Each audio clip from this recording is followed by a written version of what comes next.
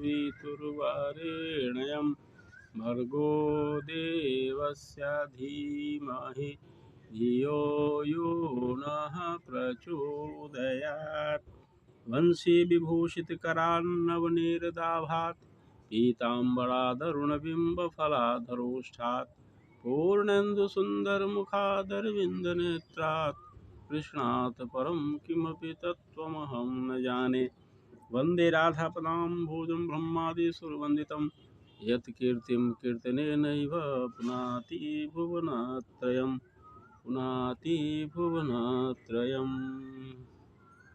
अच्युतं केशवं कृष्णदामोदरं रामनारायणं जानकीवल्लभम्। अच्युतं केशवं कृष्णदामोदरं रामनारायणं जानकीवल्लभम्। सभी भागवत प्रेमियों को राधे राधे। आइए आज पुनः आम्र पल्लवों के साय में बैठकर भागवत रस का पान करें। हम इन दिनों भगवान के महारास का श्रवण कर रहे हैं। भगवान का महारास कितना निर्दोष है, हम इसकी चर्चा कर चुके हैं कि गोपियों का संग, भगवान ने जो गोपियों का संग नृत्य किया वह उतना ही निर्दोष है जितना एक बच्चा अपने प्रतिबिंब के साथ खेलता है, हंसता है, रोता है, उसी तरह का उतना ही निष्पाप है महारास, गोपियों का संग जो भगवान कृष्ण ने किया। फिर भी एक आम लोगों की नज़र में इसे दोष माना जाता है कि एक पुरुष महिलाओं के साथ रात्रि के अंधकार में नृत्य करे, गीत गाए। यह लोक धर्म के विपरीत है, यह निंदनीय कर्म इसे माना जा सकता है आम लोगों की दृष्टि में। इसलिए हमारी ओर से कहिए, परीक्षित जी ने प्रश्न किया।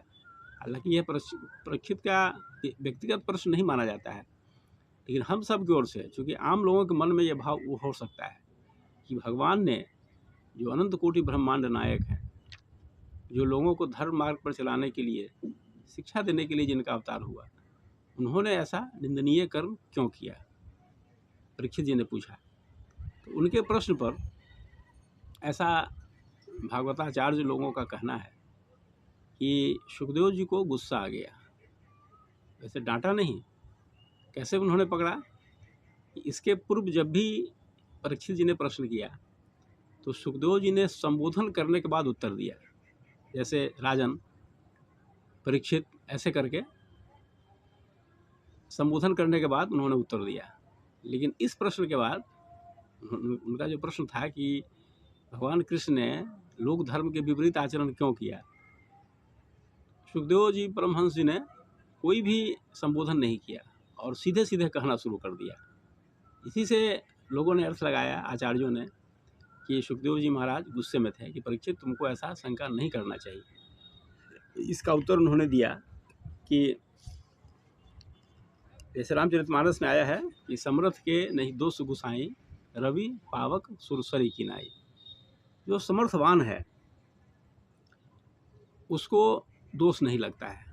जैसे सूर्य है, सूर्य मलमूत्र को भी वाष्पीभूत कर देता है, गंगा के जल को, समुद्र के जल को भी वाष्पीभूत कर देता है, लेकिन सूर्य कभी गंदगी का शिकार नहीं होता है।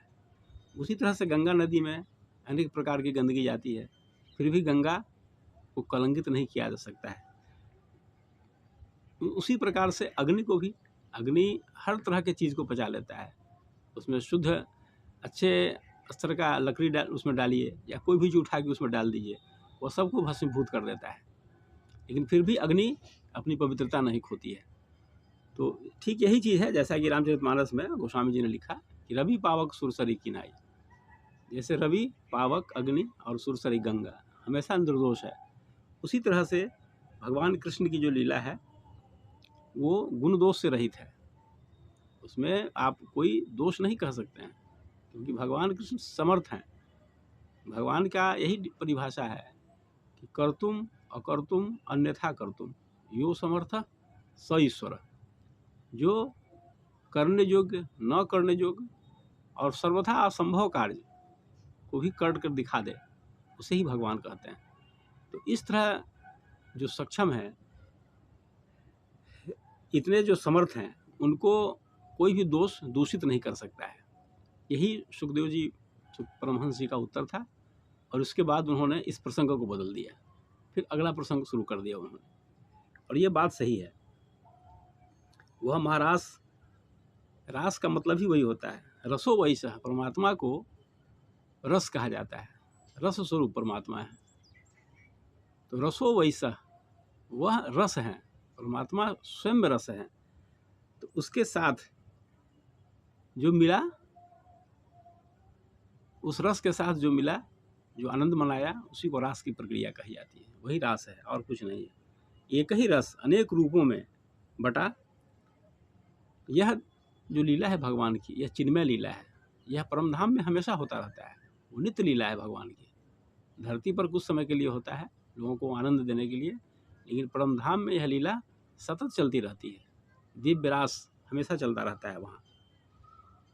जो अधिकारी हैं, जो उस योग्य हैं, वही उसमें भाग ले पाते हैं। और भगवान को तो कोई भी कर्म बांधने वाले हैं नहीं। भगवान तो कर्म बंधन से मुक्त होते हैं, इसलिए उनके हर कर्म को लीला कहा जाता है। और इधर गोपों ने एहसास किया कि उनकी पत्नी उनके साथ है। ये भगवान की माया थी कि गोपों को ये नहीं पता चल सका कि उनकी पत्नी उनके साथ नहीं है। रात भर उनकी पत्नी उनके साथ है, उनको ऐसा ही लगा। और ब्रह्मा की रात्रि के बराबर वह रात्रि बीत गई। ये 37वें श्लोक में कहा गया है कि अनुग्रहाय भूतानां मानुषम देहमास्थितः भजते तादृशी क्रीड़ा या श्रुत्वा तत्परो भवेत। भगवान की लीलाएं ये हम सब पर अनुग्रह करने के लिए होती है, जिसका श्रवण करके हम उनके परायण हो जाएं, भगवत परायण हो जाएं। उनके लीलाओं में इतनी शक्ति है, इतना आनंद है, इतना आकर्षण है, इसे सुन करके भगवान में हम तत्पर हो जाएं, भगवत परायण हो जाएं। यही भगवान की लीला का उद्देश्य होता है। ये तो सब लीला भगवान ने हम लोगों पर अनुग्रह करने के लिए किया है। इस रहस्य को हम जानें, इस तत्व ज्ञान को हम समझें। और सीधे सीधे ऊपर ऊपर की बात करने से कुछ समझ में नहीं आता है। तो आज इतना ही। ओम शांति शांति।